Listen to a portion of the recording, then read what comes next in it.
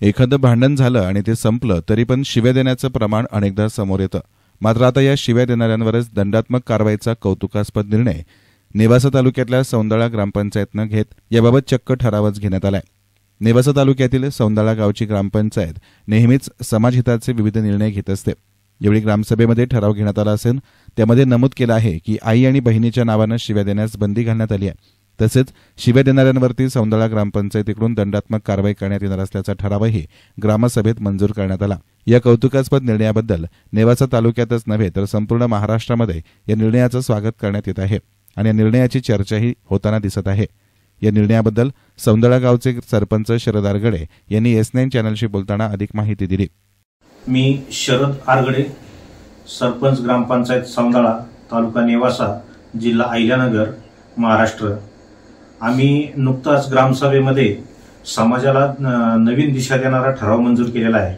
माता भगिनींचा सन्मान करण्यासाठी आम्ही आमच्या ग्रामपंचायतीने ग्रामसभेमध्ये ठराव घेऊन शिवीगाळ करण्याला बंदी केलेली आहे। आपण नेहमी बघतो ज्यावेळेस टोकाचे भांडण होतात त्या भांडणामध्ये आईच्या मुलीच्या बहिणीच्या नावाने शिव्या दिल्या जातात आणि वास्तविक पाहता त्या ठिकाणी माता भगिनीचा कुठलाही संबंध नसतो आणि अशा ठिकाणी माता भगिनीच्या प्रायव्हेट पार्टचा उल्लेख करून सार्वजनिक ठिकाणी त्या स्त्रीदेहाचा अपमान केला जातो। स्त्रीदेहाच्या माध्यमातून प्रत्येकाने 9 महिने उदरात राहून जन्म घेतलेला आहे आणि त्या देहाचा, पवित्र देहाचा या ठिकाणी अपमान होतो। अशा पद्धतीनं जे सार्वजनिक ठिकाणी स्त्रीचा अपमान होतो हा अपमान टाळावा यासाठी आम्ही ग्रामपंचायतीच्या माध्यमातून ठराव घेतला की जो कोणी शिवी देईल त्याला 500 रुपये दंड करायचा आणि तो दंड जर त्याने भरला नाही तर त्याचा ग्रामपंचायतच्या दप्तरी नोंद करून त्याची ती वसुली करायची।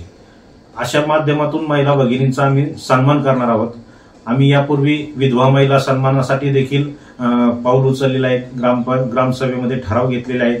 त्यांना जे काही आपण सण उत्सव साजरे करतो त्याच्यामध्ये त्यांना सहभागी व्हायला परवानगी दिलेली आहे। ज्या जुन्या रूढी परंपरा आहेत याला कुठेतरी आता आपण थांबवलं पाहिजे आणि हे अनेक वर्षापासून चालत आलेलं आहे। राजाराम मोहन राय यांच्यापासून स्त्रीला सन्मान देण्यासाठी अनेक आपण पाऊल उचललेले आहेत आणि ती परंपरा आजही कुठेतरी आपल्या नजरेस पडती की स्त्रीला दुय्यम स्थान दिलं जातं। ती होऊ नये यासाठी आम्ही 26 जानेवारी असेल, 15 ऑगस्ट असेल या दिवशी त्यांना झेंडावंदन करायला मुभा देतो।